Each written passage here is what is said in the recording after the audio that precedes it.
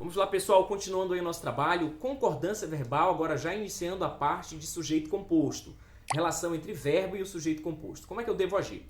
Pessoal, o que é o sujeito composto? É aquele que possui mais de um núcleo, mais de uma palavra importante dentro do sujeito. Bom, em regra, quando eu tenho sujeito composto, a tendência é que o meu verbo vá para o plural. Né? Se eu digo assim, ó, organização garante a aprovação. Beleza, sujeito simples. Agora se eu digo a organização e a disciplina, eu não vou falar a organização e a disciplina garante. É a organização e a disciplina garantem a aprovação. Beleza? Então, em regra, quando eu trabalho com sujeito composto, a regra é que o meu verbo venha no plural. Mas vamos estudar aqui algumas especificidades. Vamos trabalhar inicialmente a concordância com o sujeito composto vinculado, né, a uma conjunção aditiva, principalmente o elemento linguístico e. Como é que eu devo agir? Qual é a regra? Veja, o ministro e o secretário chegaram. Ó, quem foi que chegou? Minha resposta, o ministro e o secretário. Isso aqui é um sujeito composto, eu tenho dois núcleos, né, ministro e secretário. Então, por que o meu verbo está no plural? Ah, ele está no plural porque ele está concordando com o sujeito composto. Pessoal, qual é a diferença da primeira oração para a segunda?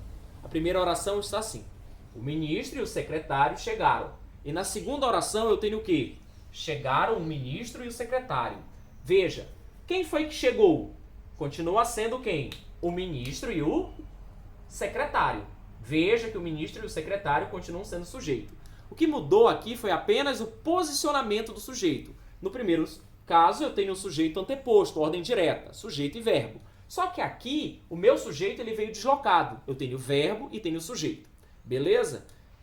Mas a concordância está correta? Está correta. Quando eu tenho sujeito composto, a regra é que o meu verbo fique no plural.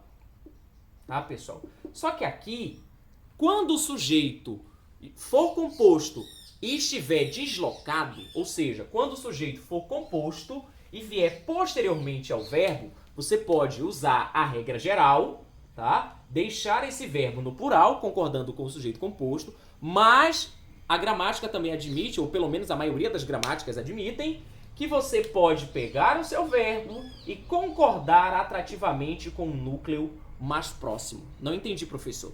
Voltemos então. Ó, quando eu tenho sujeito composto, a regra é que o meu verbo fique no plural. Ok? Tranquilos.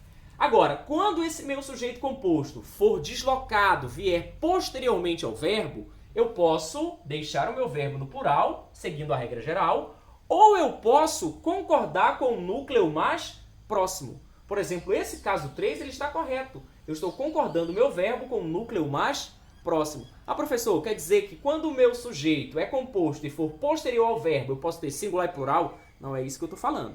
Eu estou falando que quando o sujeito composto vier posteriormente ao verbo, você pode deixar o verbo no plural ou concordar com o núcleo mais próximo, porque o núcleo mais próximo pode estar no plural também. Então, se aqui fosse os ministros, eu não poderia jamais falar chegou. Eu ia ter que falar em qualquer situação chegaram, né, os ministros e o secretário. Beleza? Tranquilo? Dica importante. Vamos continuar na próxima aula falando de sujeito composto. Tchau, tchau.